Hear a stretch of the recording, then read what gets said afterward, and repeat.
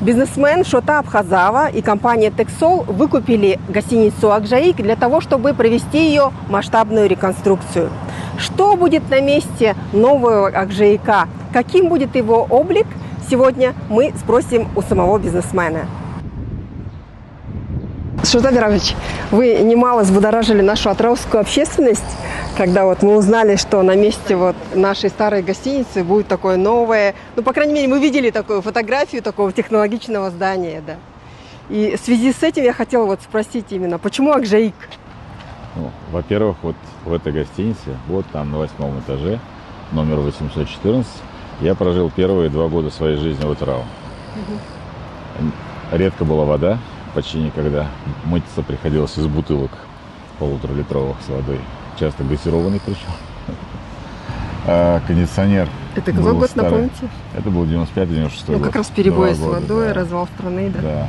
Кондиционер был такой старый, советский, Маленький, да. БК 1500, да, иногда он покрывался ледяной шубой.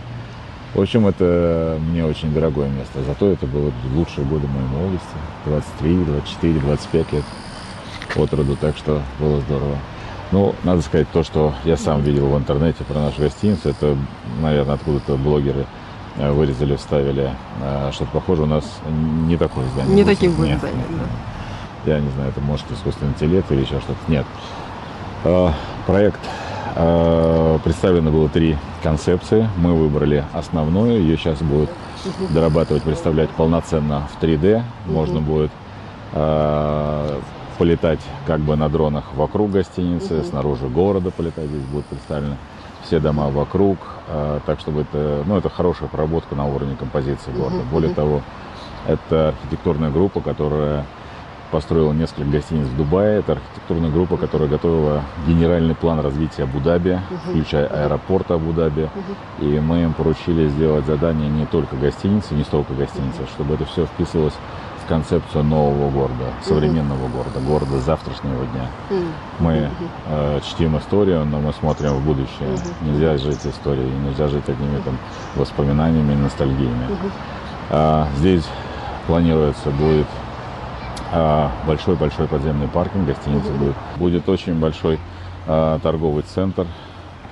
Мы будем приглашать сюда партнеров, и как раз развитие малого среднего бизнеса здесь будет, ну, процветать, можно сказать. Это огромное количество новых направлений, новых рабочих мест, новых бизнес-проектов для молодых людей.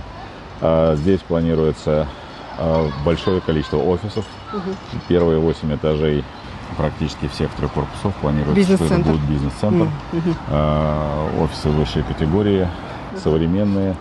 Естественно, будут большие холлы для проведения конференций. Одна из наших идей, то, чтобы в городе проводилось большое количество профильных.